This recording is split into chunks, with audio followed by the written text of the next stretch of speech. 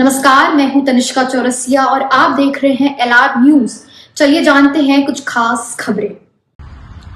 ये बजट एक लोक कल्याणकारी सरकार का बजट नहीं हो सकता।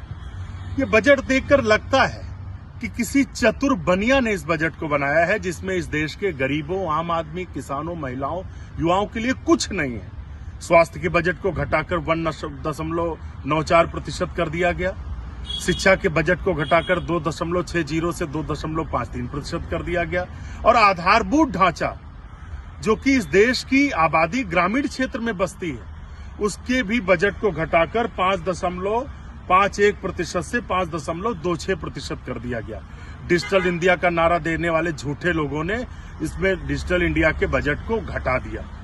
और किनको राहत दी गई है? जो 12 लाख से ऊपर कमा रहे हैं।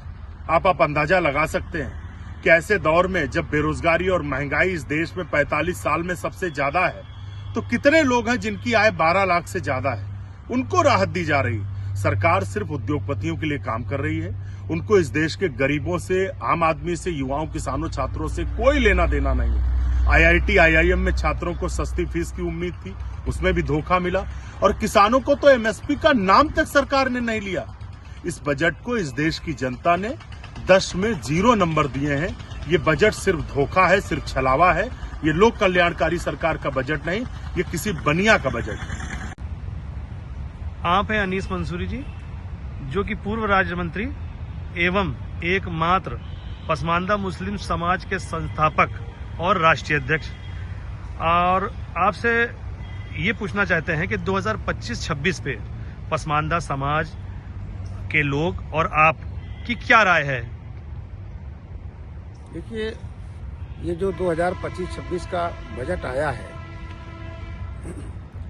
इस बजट में वंचित समाज, दलित, पिछड़े और अल्पसंख्यकों के लिए कोई इस तरह की व्यवस्था नहीं है कि हम इस बजट से बहुत संतुष्ट हों। ये निराशाजनक बजट है। सरकार का लोक लुभावन बजट है। ये चुनावी बजट है। दिल्ली और बिहार के चुनाव देखते हुए चुनावी बजट है। सच में आज देश के अंदर जो तमाम वंचित और दलित, पिछड़े समाज के लोग हैं, उनके लिए बजट में कुछ भी नहीं है। ये दुर्भाग्यपूर्ण है।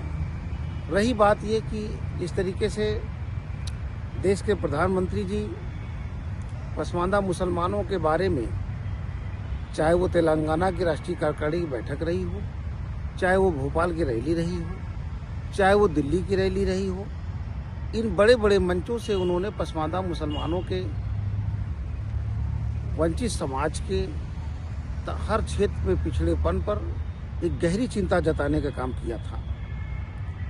लेकिन अफसोस की बात यह है कि 2 सालों से समय समय पर माननीय प्रधानमंत्री जी केवल पसमानदा मुसलमानों के हालात पर घड़ियालू आंसू बहा रहे हैं, लेकिन उन्होंने अभी तक कोई प्रावधान, कोई व्यवस्था या प्रधानमंत्री रोजगार के तहत पसमानदा मुसलमानों को लाभ पहुंचाने का कोई काम नहीं किया। आज जो बजट आया 2026 का, बड़ी उम्मीद थी कि प्रधानमंत्री जी शायद